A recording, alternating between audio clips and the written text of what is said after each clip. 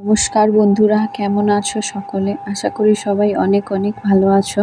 5ই জুলাই ছিল উল্টো রথ, আর সেই উল্টো রথের দিনে বাড়িতে ছিল সত্যনারায়ণের পুজো।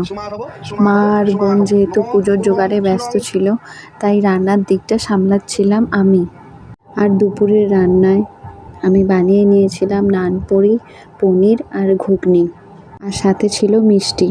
উপকরণ ছিল চিনি, নুন, ইস্ট, উষ্ণ গরম দুধ 1 কাপ ও সাদা তেল আর ময়দা। তো ময়দার মধ্যে নুন, চিনি, তেল, ইস্ট সব উপকরণগুলি একসাথে মিশিয়ে অল্প অল্প করে উষ্ণ গরম দুধটা দিয়ে মেখে নেব। তো নান আমি এই নিয়ে দ্বিতীয়বার বানাচ্ছি। তো দুবারই বানিয়েছি বাড়িতে গিয়ে, তাই ভাবলাম এবার এটা তোমাদের সাথে শেয়ার করি। তো দেখো বন্ধুরা, ময়দার পরিমাণ অনুযায়ী তেলের পরিমাণটা ঠিকঠাক হয়েছে নাকি সেটা বোঝার জন্য আমি বারবার মুঠো করছিলাম, আর মুঠো করে ময়দার যে ডেলাটা হচ্ছিল সেটাকে বারবার ভেঙে দিচ্ছিলাম। তো এটা দেখলে বোঝা যায় ময়দায় তেলের পরিমাণটা পারফেক্ট। অল্প করতে করতে ময়দার ডোটা রেডি হয়ে গেছে। এবার আমি চাপে দিয়ে 3-4 ঘন্টা রেস্টে রেখে দেবো। 3-4 ঘন্টা খুলে দেখি ময়দাটা এতটা ফুলে গেছে।